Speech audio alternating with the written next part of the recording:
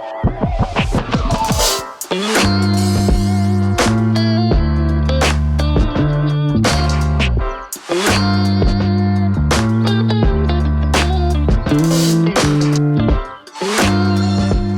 up, everyone? Welcome back to another episode of Thought Provoking Conversations. This is the umpteenth time we've done these episodes. Umpteenth time. Who knows how many we're at, but I think 14, which is quite a bit. I'm proud of us for sticking through this for this long. Surprised we made it past 10. Yeah. As you can see, this time we're not doing an interview. It's been a while since we've had a solo episode, and we got the opportunity to be on one of our guests, RJ Vega, who we had on 2 weeks ago. We were able to be on his podcast, Quest for Fire, and it made us realize just that we kind of missed interviewing and kind of talking about some of our own stuff sometimes. So we want to take a break from interviewing other people and just kind of speak our own mind, speak about some of our stuff, and kind of go from there. Do you think that's kind of would sum that up? Yeah. Yeah. I mean, you could basically just say we like talking about ourselves, to be honest, you know what I'm saying? I'm just playing. No, yeah, I think there's just something about I think it's a level of reflection, you know what I mean? So I think that's the part that I really enjoy. So that's really it. That's all I'm gonna say about that. So for this episode, we actually will go back and forth answering questions. So we each prepared some questions, or somewhat prepared some questions, and so we'll ask each other those questions, and but we'll both have to answer them, so it doesn't really matter what order we go in or anything. But we didn't want to know ahead of time what the questions were, so we couldn't prepare them, because that's kind of half the fun, is just kind of having to think on the spot. So yeah. Yeah, you're going first, by the way. I already decided. I'm asking you first? No, yeah, you're asking the question first. Yeah. Okay, that's fine. All right, so we'll just jump right into it. I hope you guys enjoy this conversation. We'll see where it goes. We'll see how many questions we get through. We can go up to 10, but I just don't think we'll make it that far. That'll be like a marathon. That's a lot. Exactly. So maybe we'll do a part 2 of this later on to kind of keep that going. But all right. I decided that my first question was going to be an easy one. So my first question to you is, what makes you smile? That's an interesting question. I like it. What makes me smile? I mean, there's plenty of things that make me smile. It's kind of interesting because I laugh at a lot of things, even when I'm not supposed to laugh. I laugh almost because I'm not supposed to laugh, and it's an interesting thing. But I noticed that there were sometimes people would be somewhat serious, but also kind of funny at the same time, and I would just always crack out laughing. I have my chuckle that I do. Yeah. Yeah. Or just just a little smoke out, a little bit of air out the nose, you know what I'm saying? Yeah. But I mean, I like to think I enjoy humor. I enjoy laughing. I enjoy smiling. I mean, it just kind of depends, you know what I mean? It's not really I guess I'm not really getting to a good answer, but I mean, there's plenty of things that make me smile, to give a solid one. Sometimes just I'll just be walking around and I see a cute dog and I'll smile. Sometimes if I catch somebody's eyes as I'm walking by, I'll just give them a polite smile or something, just to see if they smile back. Yeah. It's interesting. A lot of people usually looking at their phones, or in this day and age, because sometimes I don't wear my mask because I'm walking outside, which usually there's not a lot of people outside when I walk around. Sometimes if somebody does come up, they'll give me the wide berth, 10 feet away, and I'm like, all right, man, I get it. I'm sorry. But yeah, I think this is also all dependent on kind of my mind state. I don't try to brood too much, but I think with all people, there's moments where it's just a little bit harder to smile at things. And I can usually notice that if I spend too much time on my phone. So like if I Correlation. look at, yeah, I think if I look at too much Google News, or if I happen to get on Facebook or something that for some reason, Hmm. it usually beats me down pretty fast. Hmm. But yeah, I think that's what my answer would be. It's a little bit of everything, you know what I mean? Yeah. Sometimes it's funny, other times it's just a nice little life No. smile or something. I don't know, Just a something. soft smile. Yeah. I guess the better question would have been like what do you catch yourself kind of maybe smiling at that you like out of the norm, right? Like, is there anything that you sometimes catch yourself like, oh man, I didn't realize I was smiling. Um, that's a good question too. And I think to answer that, I probably have to give a little backstory. Hmm. So when I was a kid growing up, right, I didn't get a chance to go to the dentist very much. Hmm. My parents couldn't afford it.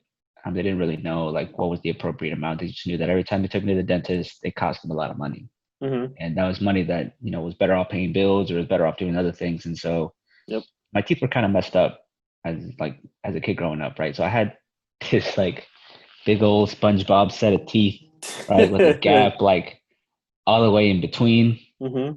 And it was just like huge. Like I remember I tried to, yeah, I'll tell that story in a little bit, but it was just super gappy. I had to get like a bunch of molars removed because I had so like cavities that were so bad, like there's basically no tooth left, so they just Hmm. yanked them out. Because I was so really bad at brushing my teeth, dude. I'll be Hmm. honest. I got nothing to hide. And so as I started going to school, I noticed that all the kids had like teeth that were at least put together, and they were somewhat nice. Hmm. And I became super self-conscious about my smile because I thought I looked stupid, right? I don't know where I really got that. Maybe because like I don't know. I felt like my family always seemed to kind of make fun of people for their like insecurities. I don't know Hmm. if you've ever noticed that, but I got made fun of because I was fat and because I had like a kind of messed up smile, and so I was always like super self-conscious about it. Hmm. And so I would always notice when I would smile, Hmm. and so I like you can even see this on my school pictures because you know how I used to do those school pictures Yeah. every year.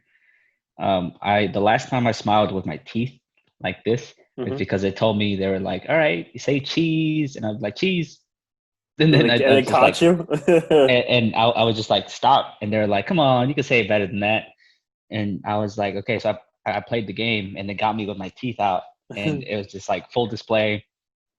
I think I was in fifth grade or fourth grade, Hmm. and after that, I was like, no, I don't really like this. This is awkward. Yep. I'm not a big fan. And so from then on, like you can look at all my pictures. I just kind of, oh, I did the side, like, Too the cool for smirk. pictures. Yeah. Yeah, the smirk, because no, I mean, it was honestly because my teeth were terrible. Yeah. And it, and we really couldn't afford to go to an orthodontist at the time. I Hmm. didn't get braces until I was like the summer after my senior year of high school, going into college. Hmm. That's when I really got them. And so that the reason that ties into what what you asked is because I tend to be pretty still conscious of my smile, right? Hmm. Like I tend to notice when I'm smiling, Hmm. and it's one of those things that I don't know, like it's something I guess I've always paid attention to just because of the history that I had with my smile, Hmm. and it's not something I usually do. Like I don't usually allow myself to have a big old grin on my face. You know what I mean? Like Yeah. it's usually not. So I mean, people would think I would walk around because I was angry all the time, and it was just it's not that I was angry. I just didn't want to smile Yeah. I just don't because like my I was teeth. yeah, that was a big thing. And so Hmm. I can usually notice when I smile, but I mean, there are times like when I'm thinking about something that I'll start smiling, right? And Hmm. like occasionally, like it's just a memory um, or something like that. But it's usually not like sudden. Like I'm not just like, oh shit, I'm smiling. Why am I smiling? Yeah. I don't know why it's happening. So I, I don't know if that really answers your question, but No. Yeah. For sure. Um. So, like we said, we have to both answer the question. So, I guess I'll take my stab at the question. Um, yeah, a lot of things make me smile, right? But when I asked you kind of that second question, it's kind of more where my mind went when I kind of thought of this question.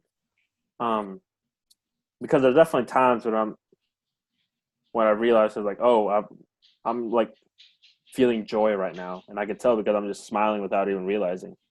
And some of those moments come from when I'm reading something that I've really enjoyed. Um, when I'm so delved into the book, to the words that I don't even realize that I'm reading. Right? It kind of just it almost feels like I'm just playing a movie in my head, and I'm just kind of smiling as I'm reading, and then all of a sudden, like, kind of pop back into reality. It's like, oh, I'm reading, and I'm like, oh, hey, I'm smiling. That's where I'll catch myself a lot doing that. When I sit on my balcony to reflect and I see people walking by, or like especially families, it always makes me smile. Um, just kind of out of the blue. Um, Sometimes when I'm just kind of staring off into the distance, like especially when it's like later at night, just seeing like the stars or whatever, um, and just listening to some like music or something, or just some like instrumental stuff. Like I'll just be staring like aimlessly, really, and then but I'll get a smile on my face, and I couldn't tell you why necessarily, but I think it's because I feel joy in those moments. I feel connected. I don't know. I feel like I allow myself to just feel my surroundings and my environment, and that causes me to just smile. Just be happy with where I'm at the moment. Um, it kind of lets me, how would I say it? Just let me feel like I'm a part of something at times, I guess. And it gives me this like familiar and like comfort type of feeling that just causes me to smile. Um,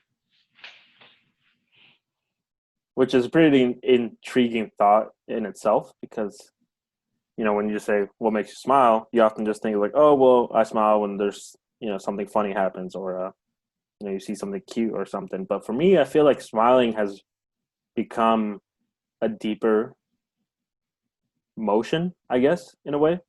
Because sometimes I'll find myself walking on campus, like maybe once a semester or so. I'll be walking to class and I'll just be smiling. And then I realize it's because I'm like,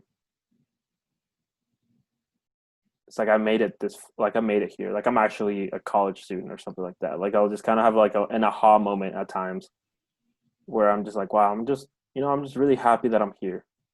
I'm really happy that I'm alive. I'm really happy that I get to walk today, type of thing. So, I feel like smiling has become a way for me to tell when I'm really happy. Like there's a way to tell me when I don't even realize, maybe when I'm feeling down or lost or something. If I end up smiling somehow, it'll be like I'm not doing that bad. Like like deep down, there's still a part of me that's happy. So it kind of allows me to like center myself back again, type of thing. That's cool, man. Two questions based on that question. Okay. First one is, when did you notice the change? And two, would you consider it random? Why don't you try to inhabit that space? Because it, like, why aren't you always just like Hmm. in a mood where you're just like smiling for no reason, right? Because it sounds like you said you pop out of it sometimes, right? Well, how do you pop into it? I feel like I haven't mastered my just jumping back into it, right? But I feel like it's almost like my own self mechanism that I've developed to remind me that things are going to be okay, type of thing. Like it's not a thing where I want to be constantly in that mindset, but it's more like a self mechanism that I've developed to kind of get me out of something. Um, if that makes sense. Like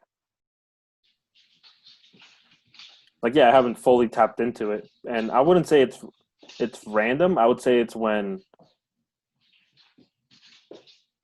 I do the least when I get that, or when I'm like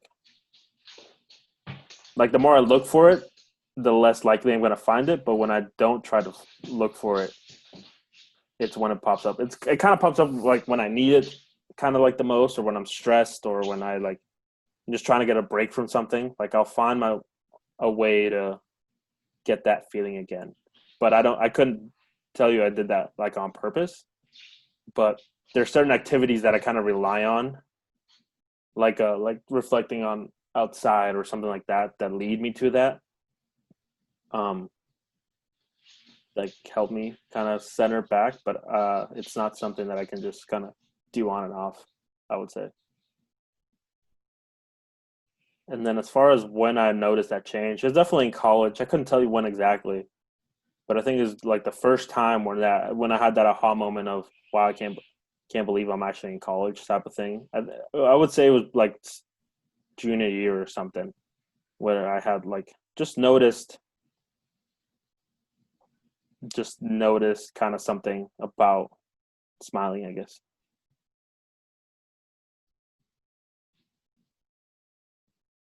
That's cool, man. That's I mean, that's that sounds like that's something worth kind of, you know, delving into a little bit more. But I think that's Mm-hmm. something that's super super powerful to be able to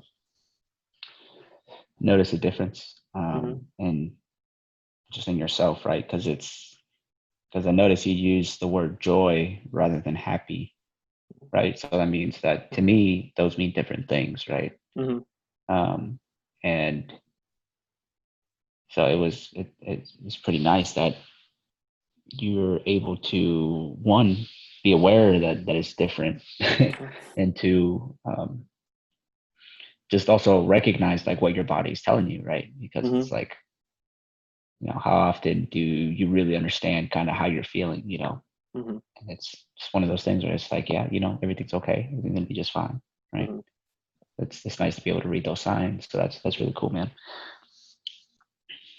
um I suppose it's my turn to ask a question, unless you have Okay. anything else to add to that. No. I guess the only thing is like I feel like I have a very intimate relationship with that concept of smiling that I'm still kind of working through, and that's why I can't really answer the question as well as I would like to. But and I've never really shared that with anybody, like as far as just like the concept of smiling and what it means to me. Um, but yeah, I think I've really enjoyed just paying attention to that first, and just trying to know the little hints and subtleties that my own body, myself, my soul like give to me to know how to take care of situations really.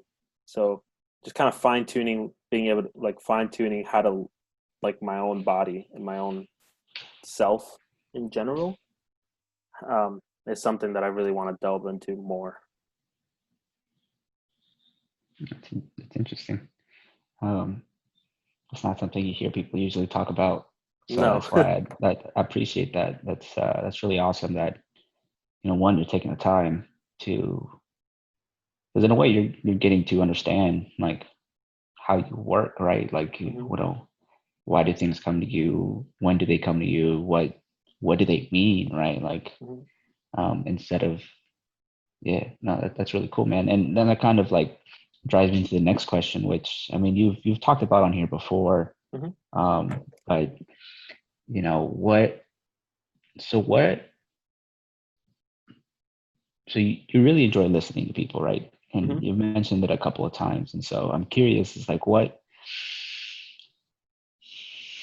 drove you to want to be such a good listener, right? Um, and at what point did you begin to realize that you really enjoy listening to people or really enjoy listening to whatever? Because it also sounds like you're starting to listen to your internal self, right? So that's pretty incredible too. Mm-hmm.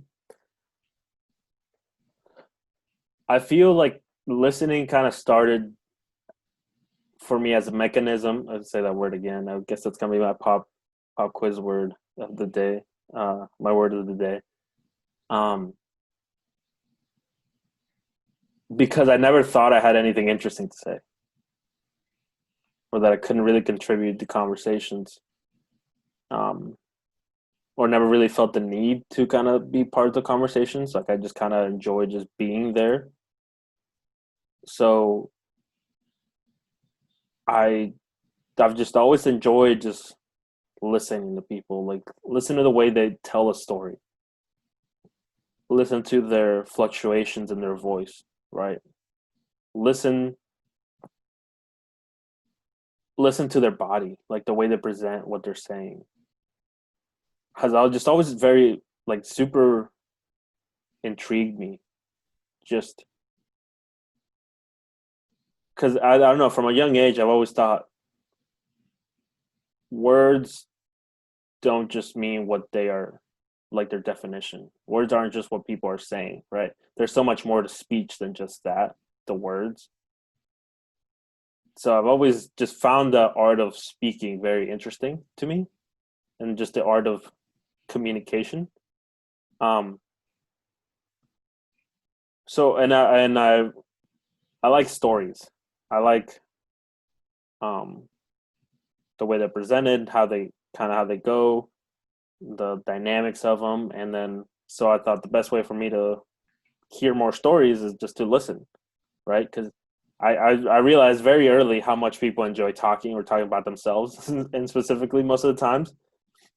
So I knew how to get someone talking, and then I also noticed when I got someone to talk and like kind of tell me about stuff, the more comfortable they got with me.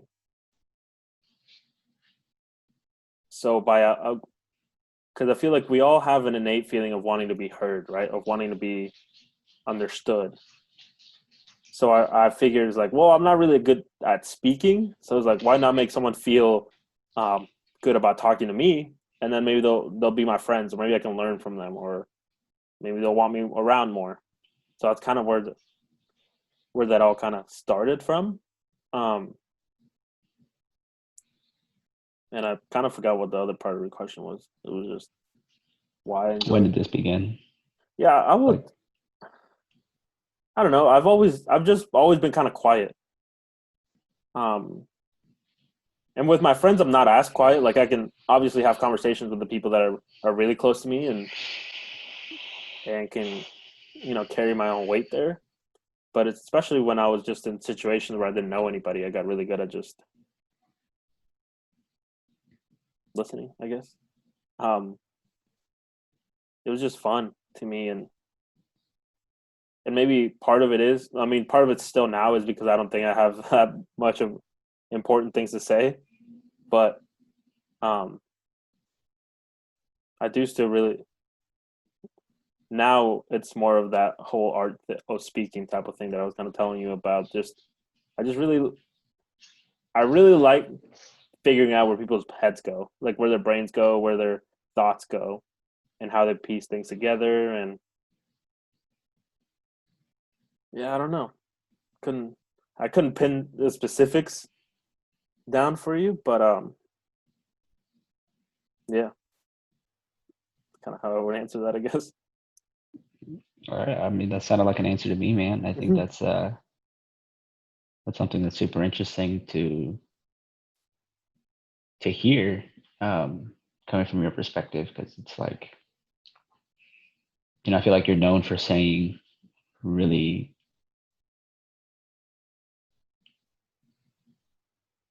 like weighty words. So the words that you say have meaning behind them, right? Hmm. And that's something that the precursor to that is to actually listen and be in the conversation. Because if you focus too much on thinking what you're going to say in response, Hmm.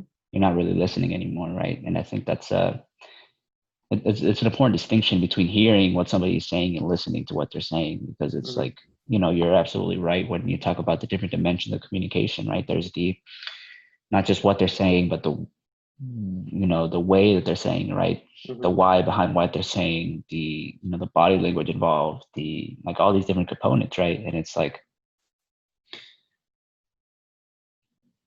it's crazy, you know what I mean? Mm-hmm. Because like I feel like I took a communications class, and this was like one of the topics that they really talked about, because people have a habit of just hearing, right? Mm-hmm. There's just too much going on in here, and I think that's one of the things that I kind of struggle with,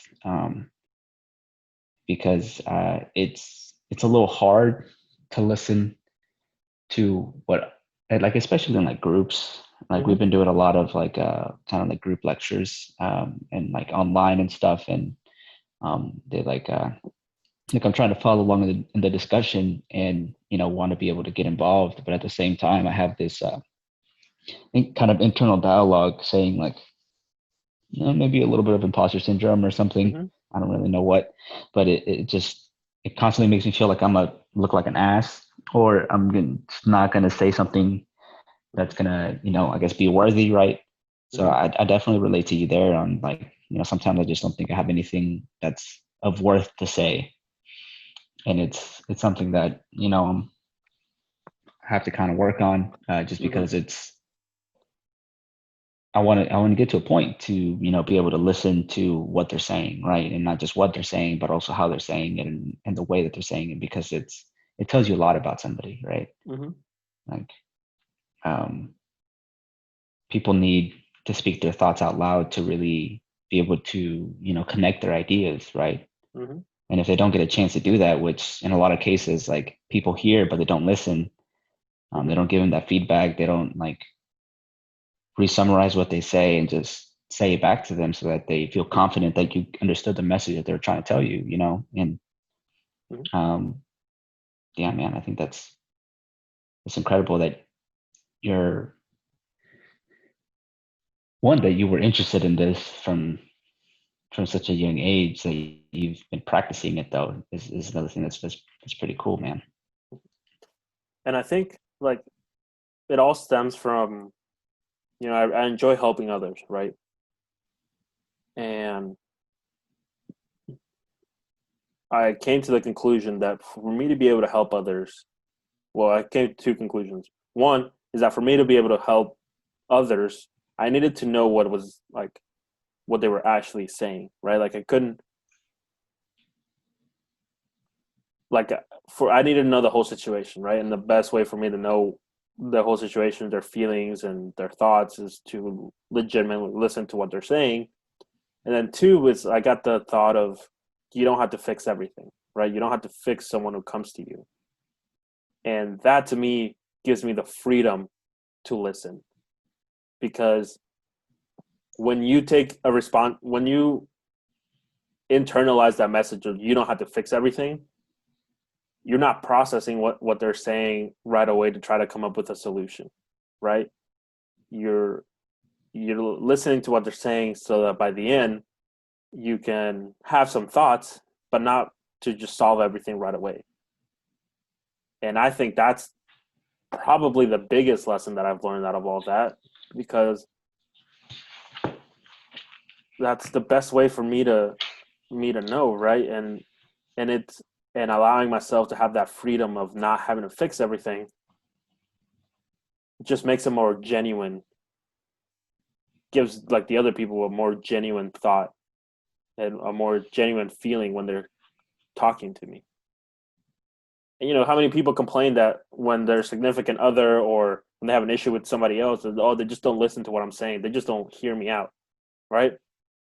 So I've always heard that growing up, and it's like, well, what does that mean? What does it mean to like listen to someone? What does it mean to like want to be heard, type of thing?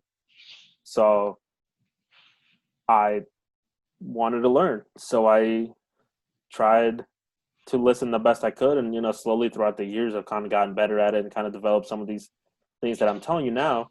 Um, but at first, just because I wanted to be able to help as many people help the people in my life, and figured that the best way for me to do that is to fully listen to them because that's what most people want. And then the third thing is just allowing myself the freedom to not have to fix everything.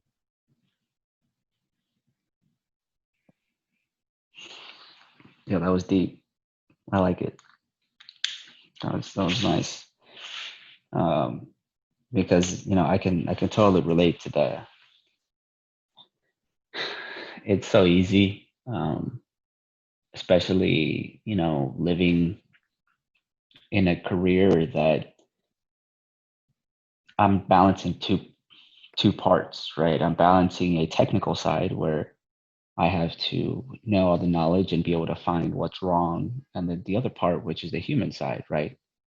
Because when you're working with people, it doesn't matter what's in the book, right? It's not always Mm-hmm. going to be that way, right? And it's like up to the up to you to be able to identify what is actually going on, right? What's pulling Mm-hmm. the strings. And you can't do that if you're so caught up in just finding the solution. Mm-hmm. And it's so easy. It's so easy. And I know because I fall into this trap all the time of thinking that you have to fix somebody just because you're hearing what they're saying. But in doing that, that's you. I would say that's equivalent to you thinking what you're going to say in response, right? Mm-hmm. Because you're looking for something, right? Um, but you're looking for something that might not even be there because it's like it to them, they might have something else in mind, or that's something else that's behind the curtain, kind of making them do the things that they're doing or making them think the way that they're thinking. And by you just listening and allowing them to get those ideas out of their head and maybe connect a couple of things, like that's almost enough for them to fix themselves, in a way. Mm-hmm. And I'm not saying that's the case for everybody. I'm just saying, like, you got a lot of things going on in your head, it gets kind of noisy in there, Mm-hmm. and sometimes you just need to talk to somebody who's willing to listen, right? So it's really cool, man. That's awesome. I wrote that quote down, by the way, too. Oh, Pretty cool. hey, there you go. That's my first quote. um, and I think along with those lines of just communication, you know how often we like when we're talking to someone, will want to like finish their sentence for them, right? I And do then it all the time. and then sometimes you're right to what they wanted to say, and sometimes they're like, no, that's not what I meant. I fought that reflex for so long. Like now I hardly ever do it now because I just hate doing that because I hate when people do that to me. That I'm just like, I'm not gonna be that annoying person that finishes their sentence for them unless they're asked like, what's that word or something. Like then I might help them. But I try to do that at least because again, it's too much thinking on my side that it's not. If I have all my thoughts floating around in my head while they're speaking, it's like only probably every fifth word I'm hearing of what they're saying. So if I just was like, oh, I'm just not gonna do that, it kind of kind of declutters my mind a little bit and allows me to listen a little bit better. But yeah, I think that's another thing is just kind of try to not finish other people's sentences because at the end of the day, I don't know what their thoughts are. It's like maybe I could kind of sense what they're gonna say, but I could be completely wrong. So it's like let them say their words because I also don't want to instigate them to think something just because I said it, but it actually wasn't what they were originally gonna say. Yeah, I'm pretty sure I pissed you off a couple of times because I used to do that to you all the time. Um, I was just thinking of a memory where you snapped at me. It was funny. Really? I don't remember Yeah, that. yeah. I I apologize. mean, no, you're good. You're good. I was the one that was finishing your sentences, dude, so I get it. um, it's all traps that I've fallen into, right? Um, used to think I was a good listener until I actually started paying attention to what I would do in conversations, and that's why I know it's so strong for me to try not to look like an ass, right? Like that's what I say to kind of generalize the conglomerate of feelings that are kind of rolling through me whenever I'm meeting somebody new that I don't really know, or I'm doing like a presentation or something, or um, like I'm very aware of those things, hmm but it's like I kind of don't know what to do with it. it's just like in there. You know what I'm saying? I don't know how to get rid of it. I don't know how to kind of tone it down so that I can listen to whatever it is that I'm doing. And it's one of those things that I end up paying so much attention to what's happening in my head that I'm not really noticing what's happening, in the encounter or um, whatever the case may be. But So man, I think. no, go What were ahead. you gonna say? No, I was just gonna say I think you kind of answered your own question there too. I mean, I know that question was more guided towards me, but is there anything that you'd like to say in regards to listening or? I don't really think I have anything that I haven't already said. Because that was a question more geared towards you. So that was my bad. No, The you're next good. question I'll ask. I'll try to be a little more broad, but um, so yeah, I got your next question for you, or our next question. Um, we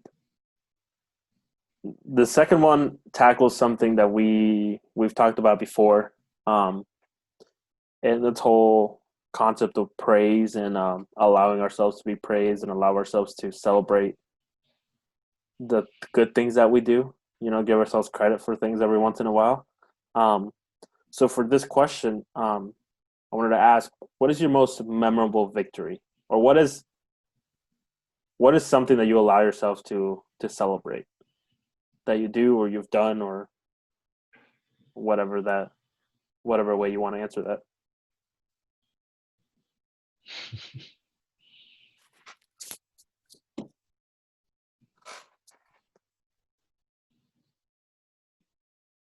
yeah, it's a real good question, dude.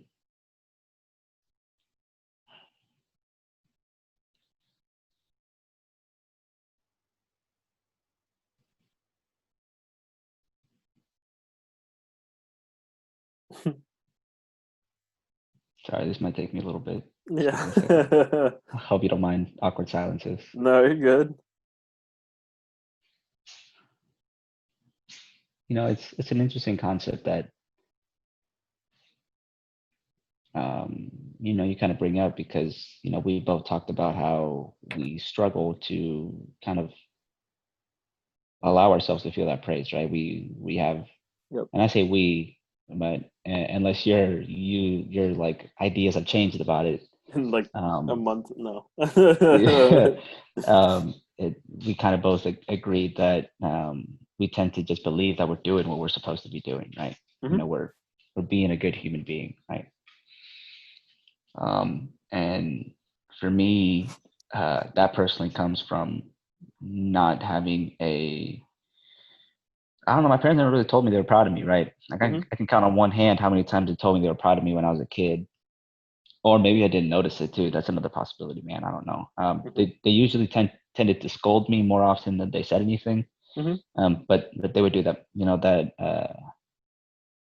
the thing where when they would talk shit to your face, but they would like talk really good about you behind your back to like everybody else. Yeah. And I don't know if they were just blowing smoke because they just wanted you to be perfect, but that was that was my experience. And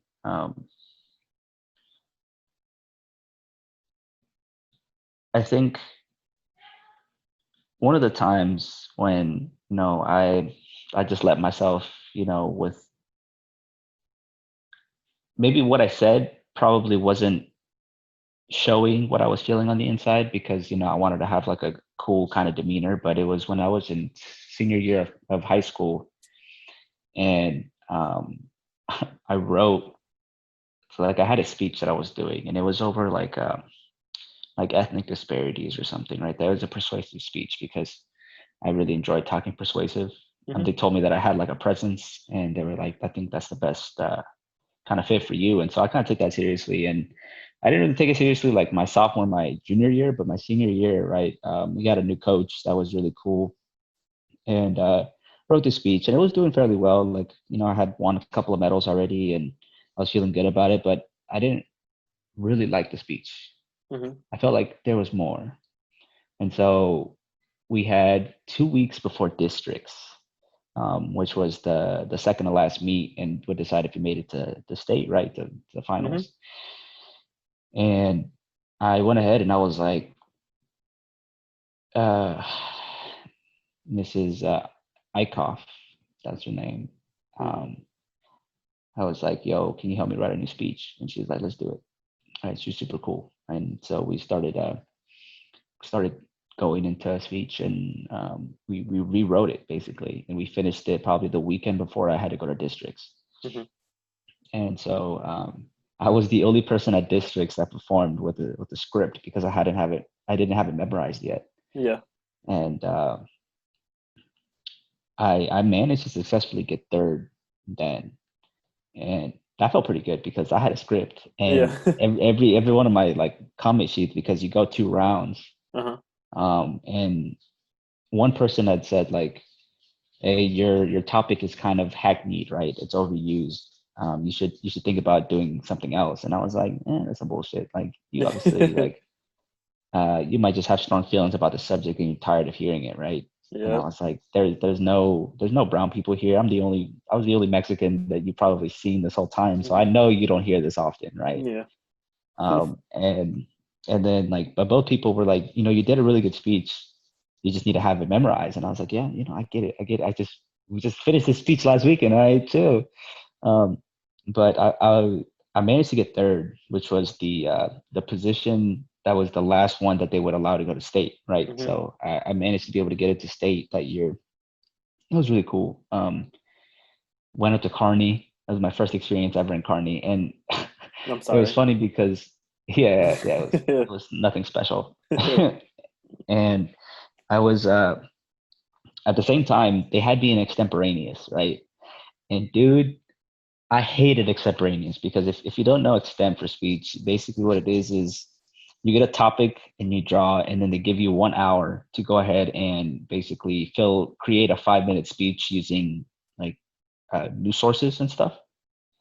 Mm-hmm. And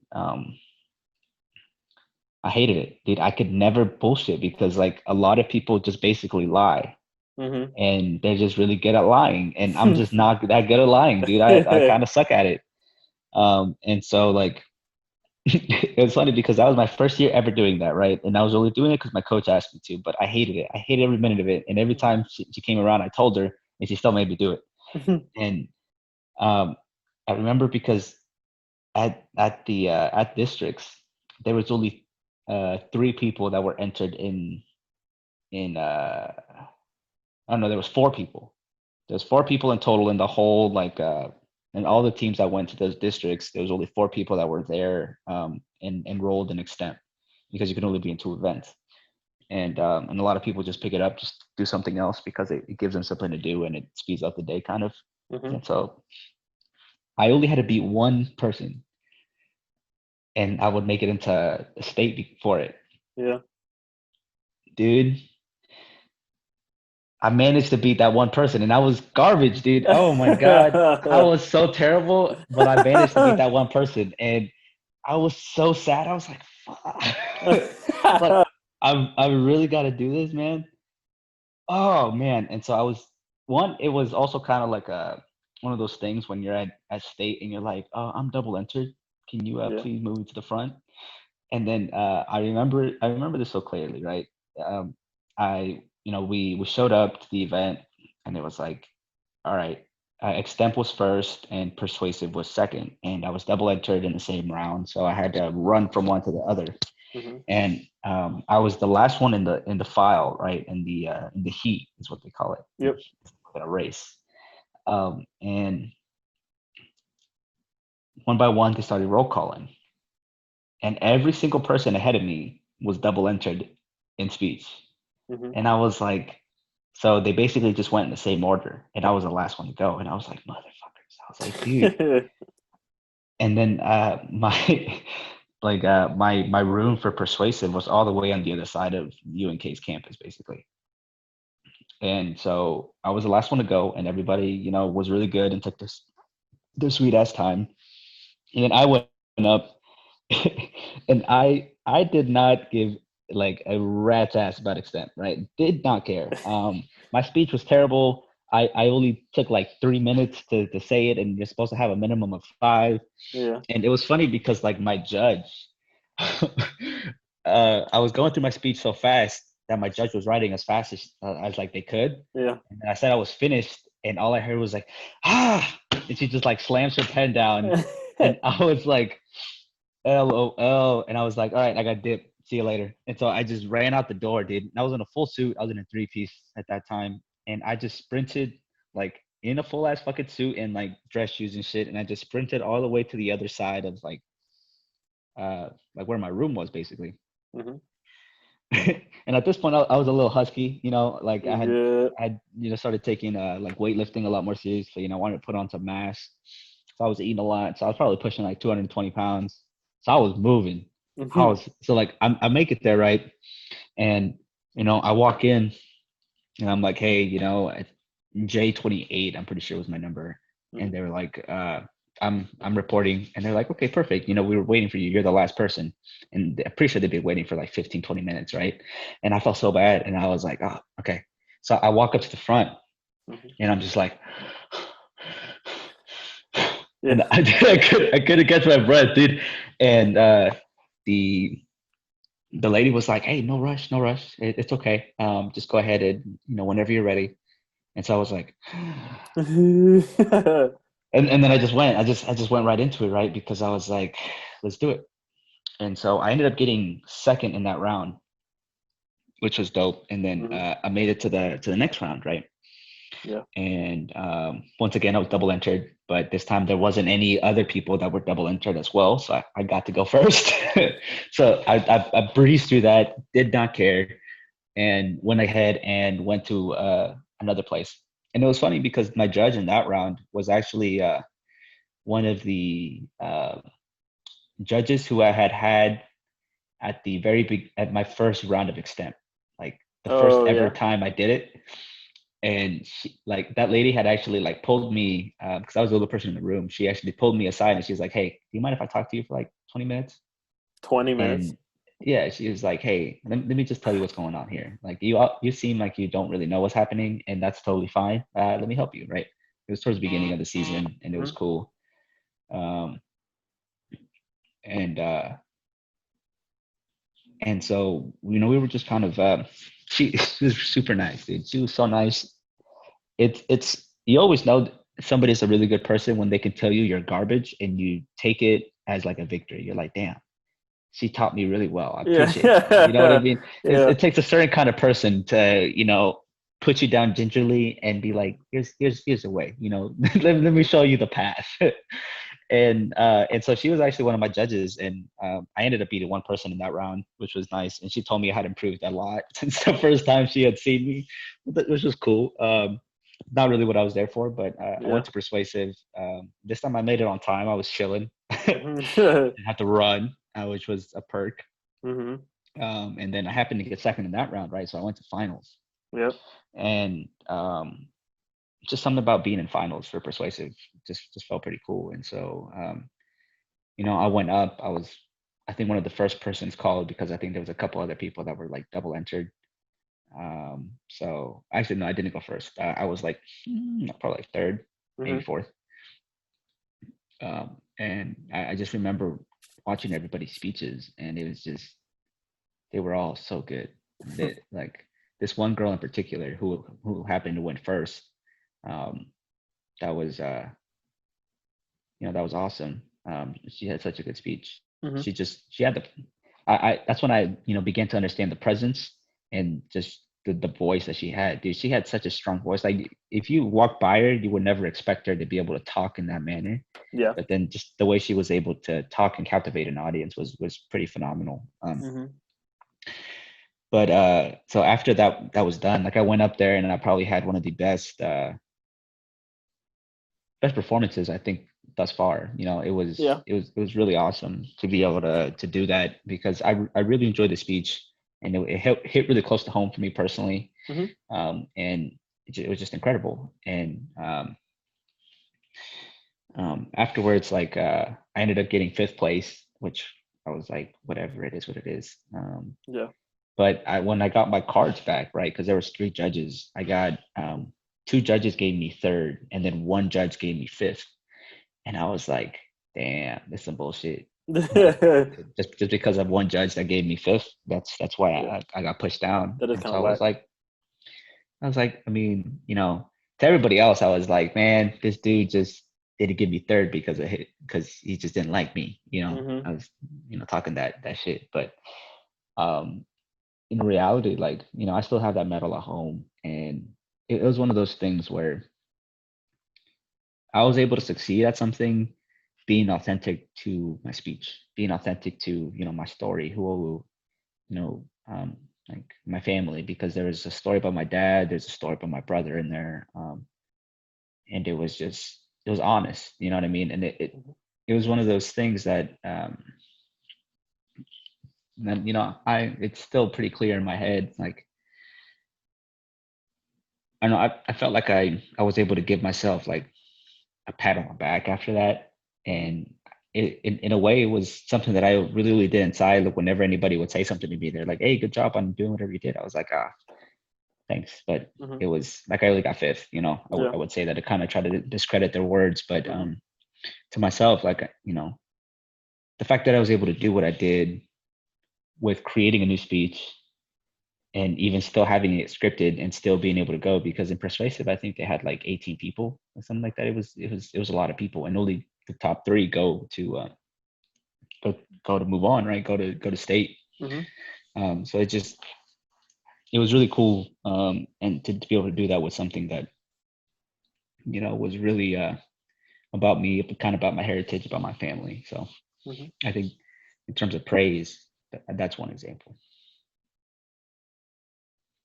That was great. I love the way you tell stories. I really appreciate just how in depth you go, and like I said, I can just picture it all, and then just that's awesome.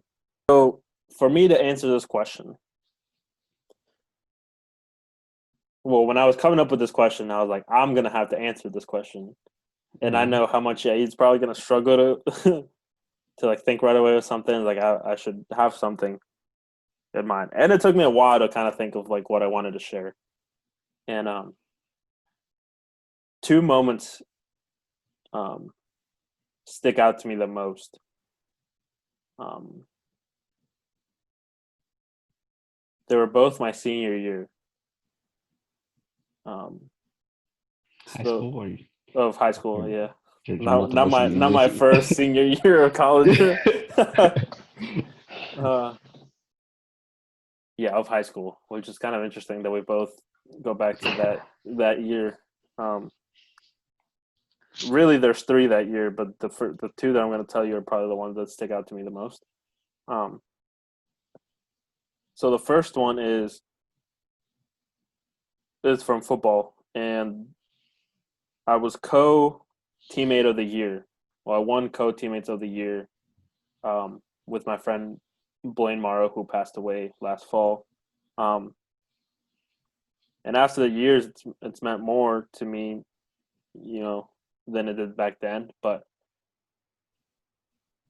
even back then, I saw that as one of like the coolest things that ever happened to me because that award is given by like the players, right? Like we vote ourselves. It's not a check this box for who you want. It's a they're all fill in the blank. It's like you put down who you think fits that category or whatever. And throughout that year of football, well, going into the year, I knew that I wouldn't play a whole lot. I knew that I was just not good enough. I knew my role was to mentor the younger guys. That I was a good leader as far as practice goes. Like I knew what I was doing. I was a very smart player, but I knew that athletically I just wasn't good enough. And I struggled with that for a while because it always just kind of sucks, right? Not it's like damn, like I know that I'm just not good enough. And I struggled with do I even want to play this season? Right? Do I even want to partake if I'm not really going to do much? I'm just going to practice for nothing, right? Like I'm just going to practice to be there, but then when it comes game time, I don't do anything. So that's an internal debate that I had. Um, but I knew that I couldn't look at my coach, my head coach, or any of my coaches or any of my teammates and look at them in the face and tell them I quit. Like that, just I couldn't. Like they've meant too much to me over the years, and the coaches have done so much for me, and the program meant so much to me that I just couldn't. It felt so selfish for me to quit at that point.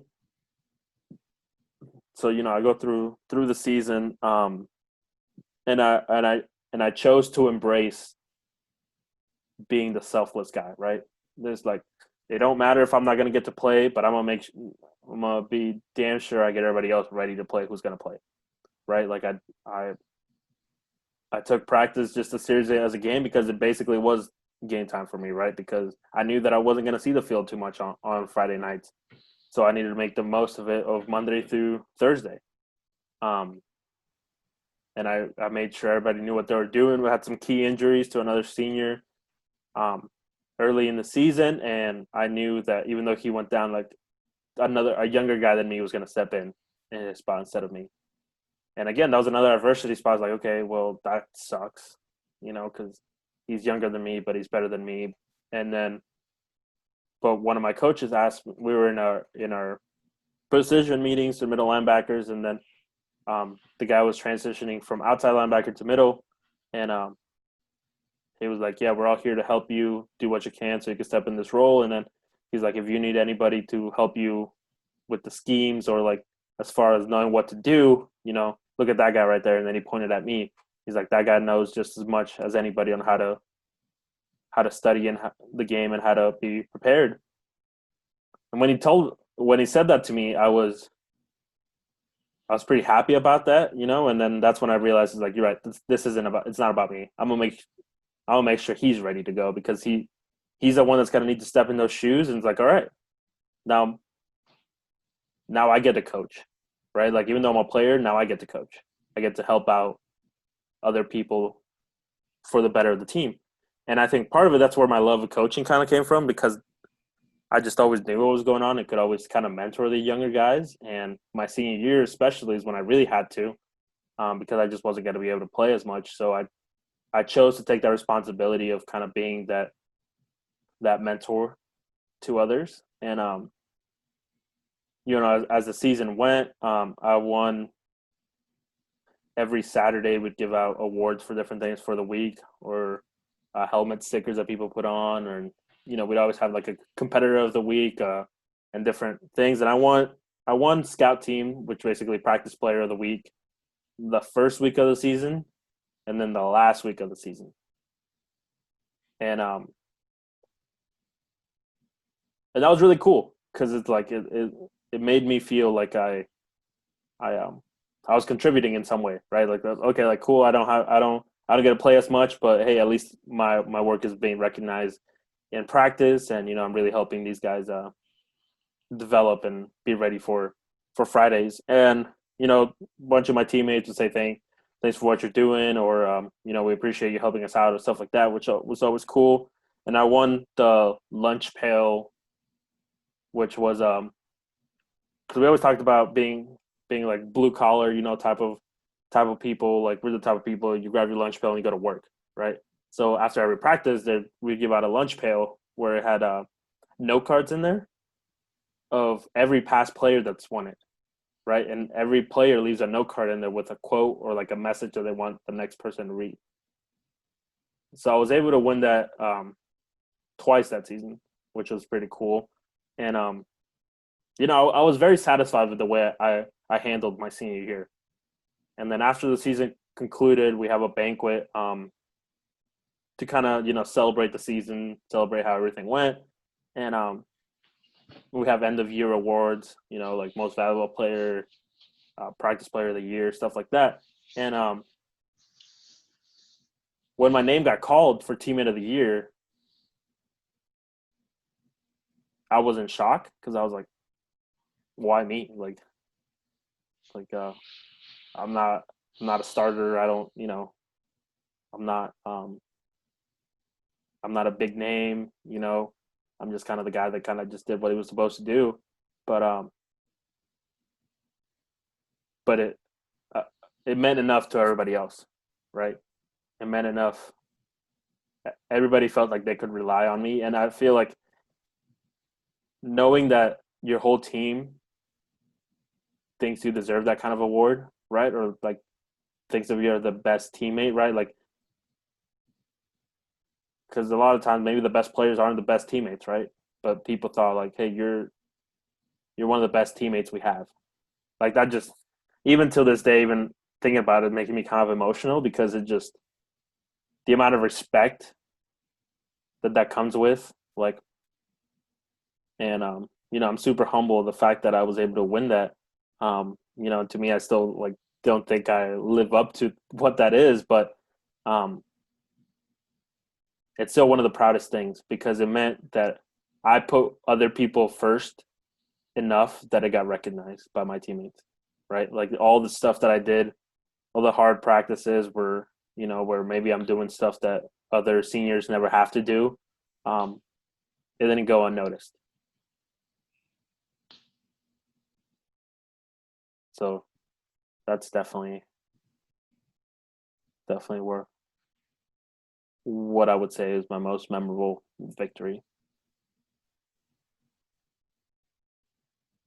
That's awesome, man. That it gave me goosebumps because it's so different compared to the atmosphere that we had for our football team, right?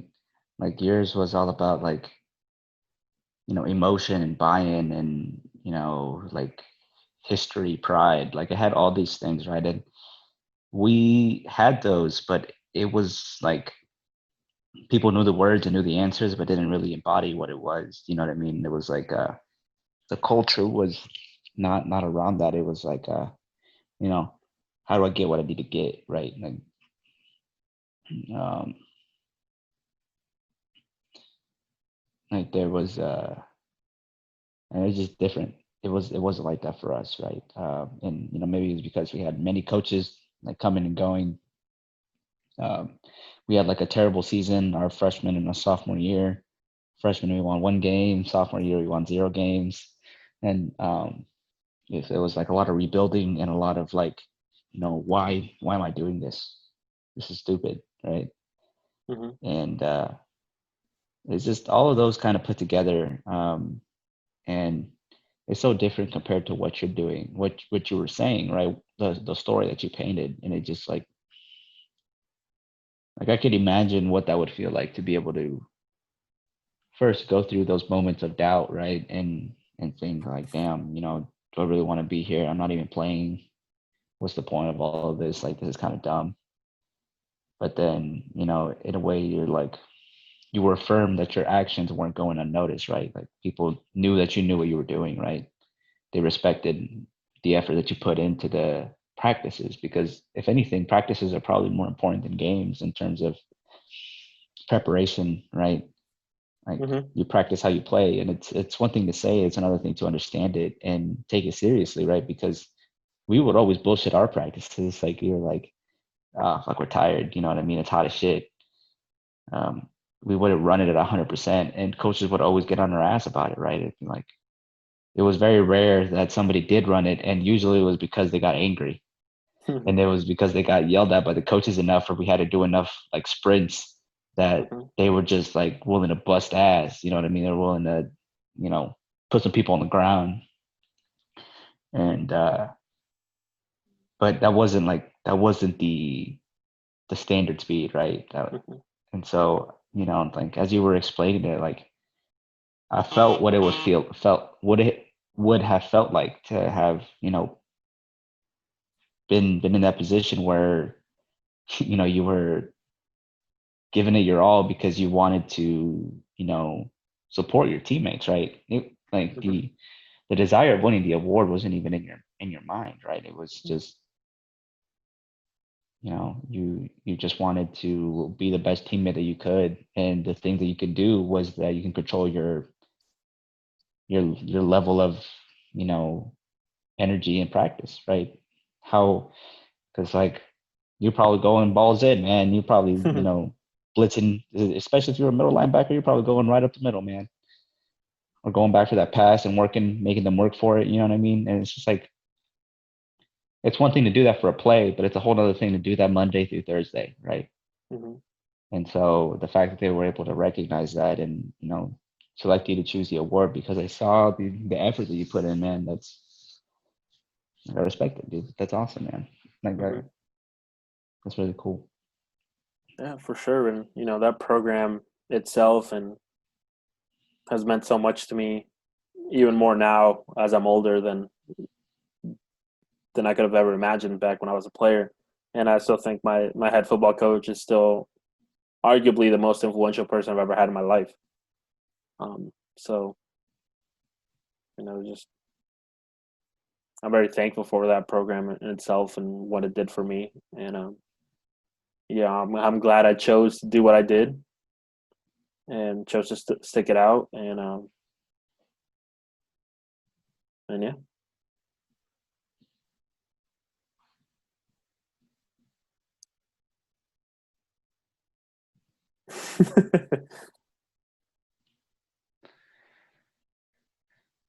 Oh man. How long have we been talking for already? A little under an hour, I think. Okay. You can call it here if you want, unless you want to go into another question. I feel like if we stop it here, I feel like we're going to end on a really good note because I feel like we only got through 3 questions. 3 questions, yeah. 3 questions, yeah. And I mean, I thought they were really good questions. Mm-hmm. And I think it would also maybe behoove of us to try to keep it in under 50 minutes. Yeah, I agree. An hour, because like it's a bit of a dedication if I could watch something for an hour and a half, right? Mm-hmm. And we like it. Yeah, most other people don't. Yeah, I think for the best, I think trying to go for the clips and do multiple parts if we need to. Mm-hmm. Plus, it also gives me time to come up with more questions because Yeah. Yeah. I mean, that was a really good discussion, man. Mm-hmm.